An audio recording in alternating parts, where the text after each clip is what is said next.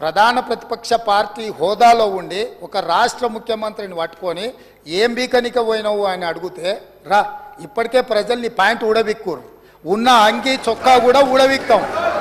ఇప్పటికే తెలంగాణ ప్రజలు మొన్న జరిగిన ఎన్నికలలో మీ ప్యాంట్ ఊడబిక్కిరు.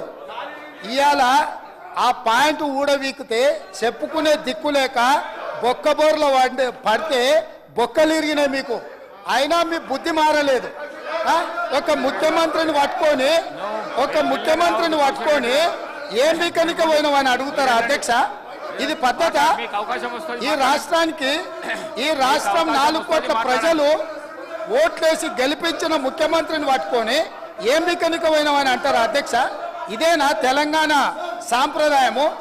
ఈరోజు నేను మళ్ళీ అడుగుతున్నా అధ్యక్ష, ఈరోజు మేడిగడ్డ మేడి పండులాక కుంగిపోతే మేడిగడ్డల నీళ్లు నింపడానికి అవకాశం ఉందా అధ్యక్ష?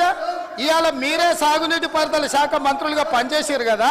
చంద్రశేఖరరావు గారు, హరీష్ రావు గారు ఇద్దరు సాగునీటి పారుదల శాఖ మంత్రిగా పనిచేసారు కదా అధ్యక్ష. ఈరోజు వాళ్ళకే పెత్తనం ఇస్తాం, వాళ్ళనే చేయమని ఉండ్రి.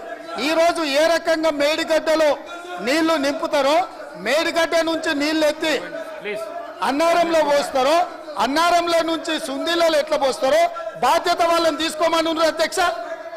మొత్తం కుంగిపోయి కుప్ప కూలిపోతుంటే ఈరోజు అక్కడ నీళ్లు నింపడానికి ఏమాత్రం అవకాశం లేక పూర్తిగా ప్రాజెక్టు దెబ్బతిని ఖర్చు పెట్టిన 94,000 కోట్ల రూపాయలు వృధా అయిపోయి ఈరోజు మొత్తం ప్రాజెక్టే దెబ్బతిన్న పరిస్థితుల్లో ఈరోజు ప్రజల దగ్గరికి వెళ్ళి సమాధానం చెప్పుకోలేక శాసనసభకు రావాల్సిన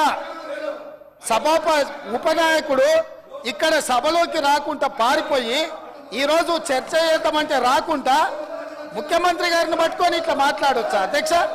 అందుకే నేను ఒకటే మాట అడుగుతున్నా, మీరు ఇవాళ చర్చకు సిద్ధమైతే పిలువండి. మీ పార్టీ నాయకుడిని, మీ సభాపక్ష నాయకుడిని చర్చ చేద్దాము.